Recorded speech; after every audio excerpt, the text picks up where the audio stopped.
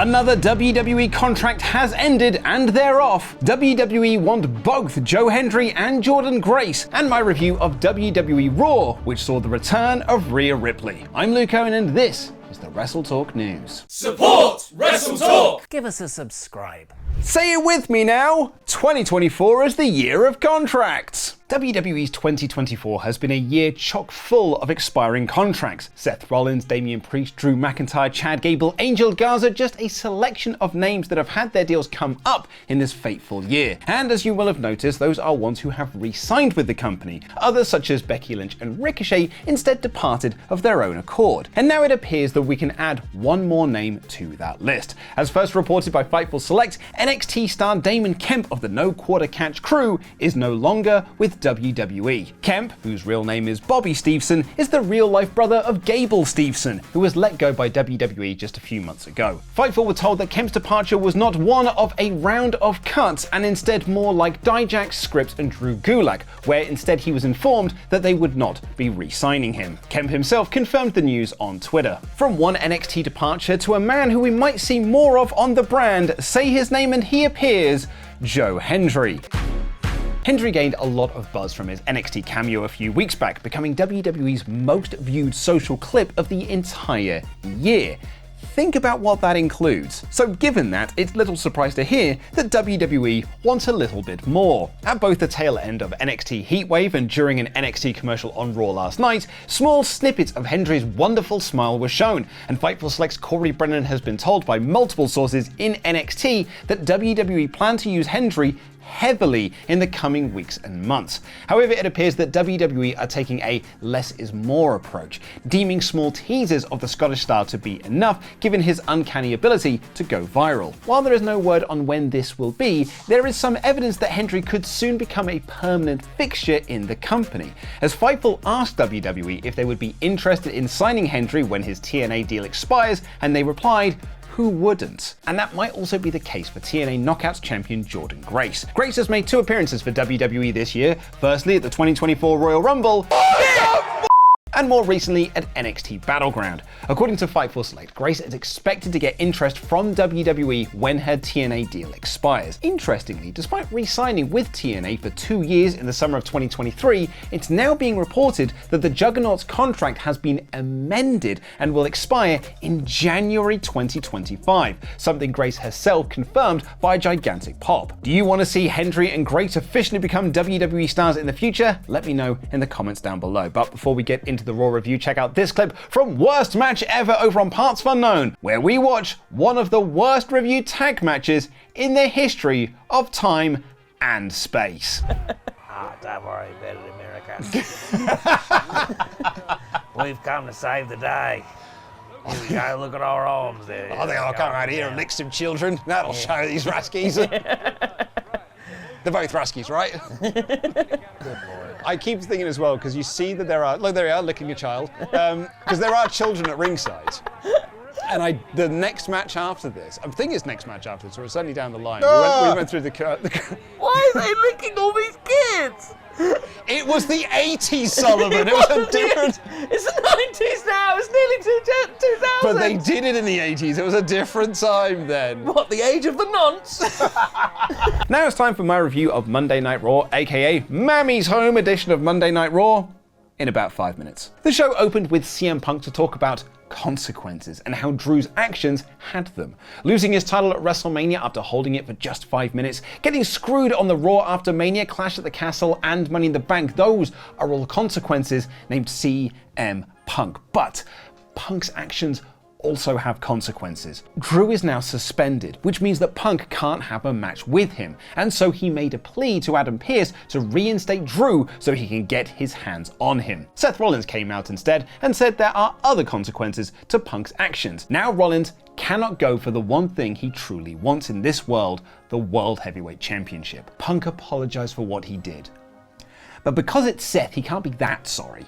Seth called Punk selfish and said that he'll never get his hands on Drew because the second that Punk gets cleared, Seth is just going to snap his arm again and put him back on the shelf. And those will be the consequences of his actions. This was a fantastic segment with two of WWE's best talkers. They felt real, they felt genuine, and for as much hate as I got in the comments for liking the Money in the Bank angle, I think this has made it all worthwhile to do a waste of a Money in the Bank cash-in. It's added a whole new awesome angle to what was already an awesome angle. Gee, I sure hope WWE don't make me look like a fool later in the show. Jey Uso beat Chad Gable in a fine little match when Gable got distracted by the lights ka-chunking around him and Jey hit the spear for the win. He bailed and Gable followed suit when Sister Abigail showed up at ringside to deliver another VHS tape. They then hilariously transitioned to Sheamus and Jackie watching this backstage. They both went, well, that was weird. Anyway, he set up a match with Bronson Reed for later down the line. Reed then beat Pete Dunne in a why aren't you doing more with Pete Dunne match, and Sheamus came out for the save when Reed tried to hit another tsunami. Sheamus attempted a Brawling Brutes reunion, but Dunne pushed him away, with the commentators putting over that Dunne is upset that Sheamus abandoned their group. There are reports that suggest that Tyler Bate got injured during their NXT run, and that might be why we're doing a mini singles push for Pete Dunne. And then sigh. Seth approached Damian Priest backstage and said that he got lucky, but he's also very good. Priest kept his word that Judgment Day would not get involved in their Money in the Bank match, and they didn't. Seth is a man of his word, so he'll keep up his end of the bargain and not challenge for the World Heavyweight Championship while Priest is still champion. And then Priest replied, nah, it's fine, you can challenge for my belt whenever you want. What the actual fudge. The whole point of the opening segment, the whole point of Seth's anger at Money in the Bank was because of the stipulation. His whole beef with Phil is because of what happened at the pay-per-view. And now Priest has just said it's fine. All the drama is gone. All the good from Money in the Bank and that opening segment is null and void. Why would Seth be mad at Punk now? He could just challenge for the belt again. Maybe he'll win it this time. And maybe I'm just heated about this because for the last 48 hours, I've had to deal with empty-headed dingleberries in the comments and on Twitter who clipped my Money in the Bank review out of context or just heard my review and didn't listen to why I like this show, which was mostly for this storyline, and said a lot of nasty and unnecessary things about me and my friends and the work we do, all because I had the audacity to give an arbitrary score to a professional wrestling show that advanced a storyline that I really liked that also had other good things on it. And now WWE have undone that good story. So yeah, I hated this. Thankfully, they followed it up with Bron Breakker, so maybe all is forgiven. It isn't, for the record of those who will clip that out of context too. He speared Sami Zayn and beat him up around ringside to set up an Intercontinental Championship rematch, and Ilya Dragunov came out for the save. They announced Breakker vs. Dragunov for later in the show, which had DQ written all over it. Judgment Day beat Braun Strowman and Awesome Truth in a match I could not care any less about, and backstage Pierce told Punk that he'll speak with Drew next week, but Punk has to promise to stay at home. Uh-oh, Judgment Day walked in on Liv Morgan, looked like she was pegging Dominic Mysterio, and Carlito pointed out that Dominic's got a boner. I've gone slightly different. Awkward boner segment. Nice. So he's going to pretend, oh no, I'm not into this at all. But someone's got, you got a boner, mate. Hang on, you got a lad on. You got an absolute boner right there. No, I haven't. No, stop looking at it. Stop looking at it. But never mind that. Here's the next Wyatt 6 VHS. Dom's awkward boner and Bo's psychological breakdown segment were back to back. What a wacky show WWE is sometimes. It was another fantastic Bo Dallas promo, and each of the other members of the group got their hero shot as Bo revealed that maybe they are all sick. So sick is what they will be. This was awesome, and the editing was on point again, but the real intrigue came in the following segment, where Pierce walked into his office and Bo Dallas was waiting there for him.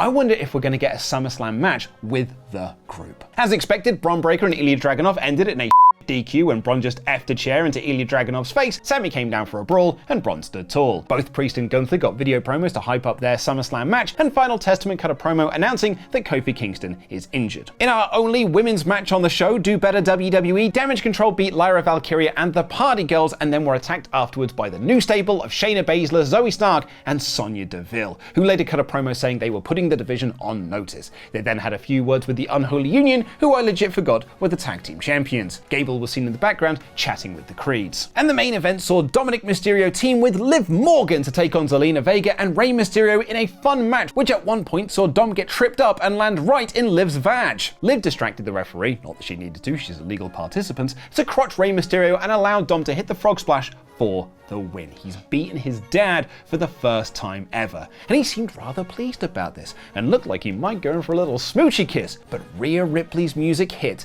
and Mammy returned. Liv bailed quicker than Chad Gable did for Spooky Fog, and the USA Network feed ended. What you missed, dear Americans, was Dom offering a hug to Rhea Ripley, but she just walked away. It's so awesome to have Rhea Ripley back, and I'm hoping this means that the Women's World Championship, not just the woman who holds it, gets more of a focus and a spotlight. I loved the opening segment and a few other things on this show, but had some quibbles elsewhere and some stuff I outright hated. So naturally, this week's Raw is 7 3/4 out of 5. Now you should go and check out that episode of Worst Match Ever. Don't forget your chair. Oh, the chair. Yeah. Go on, sit down. What does he want?